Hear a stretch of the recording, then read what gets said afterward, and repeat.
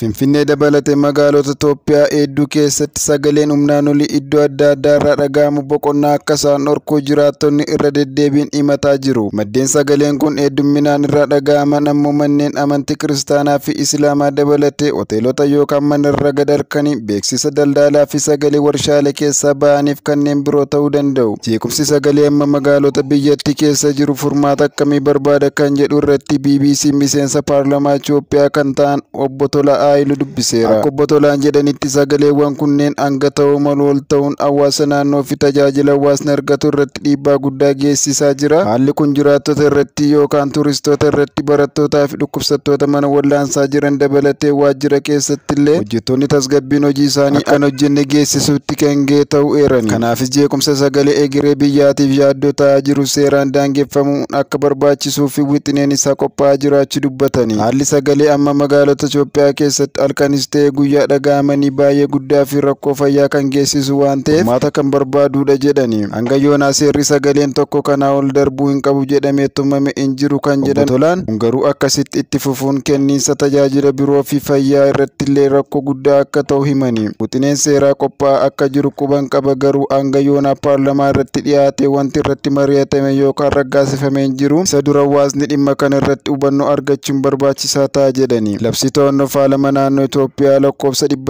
300/2002 dhimma faalama naannoo kan ilaallatu yoo ta'u, garuu maaliif faalama sagalee daangessu ifatti hin eerre. Labsichi faalama jechuun haala fayyaa nageenya yookaan nageenya namaatiif balaa ta'e kamiyyuu jechuun kan ibsu yoo ta'u, akkasumas haala maloota fiizikaalaa, keemikaalaa yookaan kanneen biroo jijjiiruun uumamu kamiyyuu kan dabalatu akka ta'e labsicha irratti ibsameera. Ta'uu malee tarkaanfiiwwan to'annoo faalama waliigalaa ulaagaalee jiran kaasuurraa kan hafe addatti faalama sagalee irratti kan xiyyeeffate hin eeru. Miseensa paarlaamaa Itoophiyaa kan ta'an obbo Tolaa Haayiluu labsii yookaan dambiiwwan jeequmsa kana dhorkuun mirga amantaa ofii walabummaan gaggeeffachuu waliin kan walitti bu'u akka hin taane eeru. Amantaan keessoodha. Namni amantaa isaa, daldala isaa gaggeeffachuu kan danda'u bakka mirga nama tokko yookaan dhaabbata biraa hin tuqnetti. Mirgi nama tokko ni tuqama taanaan mirgi amantaa sanaa kan daangeffamu ta'a jedhu. Itoophiyaa keessatti sagaleen amantaalee adda addaa wal biratti dhaga'amuun yookaan dhaabbileen amantaa adda addaa wal bira jiraachuun akka fakkeenya wal danda'u amantaatti illee ni ibsama. Hanga yoonaa koomiin gama kanaan ka'uu fiixatti beekan hin mul'anneef wal danda'u guddaa waan jiruuf akka obbo Tolaan jedhanitti hawaasni keenyas hawaasa amantii waan ta'eef wal hubannaa fi wal danda'uun guddaan tureera. Amma garuu wal danda'u kana bira darbee bifa dorgommii fakkaatuun faalama naannoo qaqqabsiisuurra geera jedhan. Akkuma namni tokko amantaa isaa gaggeeffachuun mirga qabu, namni tokkos mana isaa keessa boqochuuf, barataan tasgabbaa'ee barachuuf akkasumas hojjetaan tasgabbaa'ee hojjechuuf mirga qaba jechuun ibsu. Ministeerri muummee Abiy Ahimad marii bakka bu'oota uummataa magaalaa Finfinnee waliin jalqaba baatii bitootessaa bara